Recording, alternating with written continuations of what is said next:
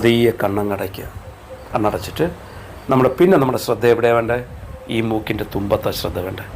ഈ മൂക്കിൻ്റെ തുമ്പത്ത് ശ്രദ്ധിച്ചിരുന്നുകൊണ്ട് നമ്മൾ ശ്വാസഗതി, അതായത് നമ്മുടെ നോർമലി വിടുന്ന ശ്വാസത്തെ ഒന്ന് കാണാൻ ശ്രമിക്കുക.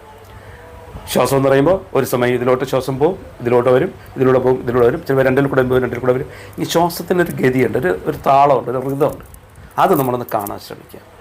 ശ്വാസഗതി ഇങ്ങനെ പോയും വരികയും ചെയ്യുന്ന ശ്വാസത്തെ ഒന്ന് കണ്ടിരിക്കുക. അതിന് ശ്രദ്ധ എപ്പോഴും ഈ മൂക്കിൻ്റെ തുമ്പത്താണ് വേണ്ട. തുമ്പെന്ന് പറഞ്ഞാൽ ഈ തുമ്പല്ല, ഇവിടെ ആ കണക്ഷൻ വന്ന് ചേരുന്ന ആ ഭാഗത്താണ് വേണ്ട. കുറേ നേരം ശ്രദ്ധിച്ചിരിക്കുക. അങ്ങനെ ശ്രദ്ധിച്ചിരിക്കുമ്പോൾ നമുക്ക് അടുത്തൊന്ന് ഇമാജിൻ ചെയ്യേണ്ടത്, നമ്മുടെ ഉള്ളിലോട്ട് പോകുന്ന ശ്വാസം വൈറ്റ് കളറായിട്ട് ഇമാജിൻ ചെയ്യുക. നമ്മുടെ ഉള്ളിലോട്ട് പോകുന്ന ശ്വാസം വൈറ്റ്, പുറത്തോട്ട് പോകുന്നത് ബ്ലാക്ക് കളറായിട്ട് ഇമാജിൻ ചെയ്യുക. കാരണം നമ്മുടെ എല്ലാ ദുഃഖവും ദുരിതവും കഷ്ടപ്പാടുകളും എല്ലാം പുറത്തോട്ട് പോകുന്ന ശ്വാസത്തിലൂടെ പുറത്ത് പോയി ഇമാജിൻ ചെയ്തുകൊണ്ടേയിരിക്കുക. ഉള്ളിലോട്ട് വൈറ്റ് കളർ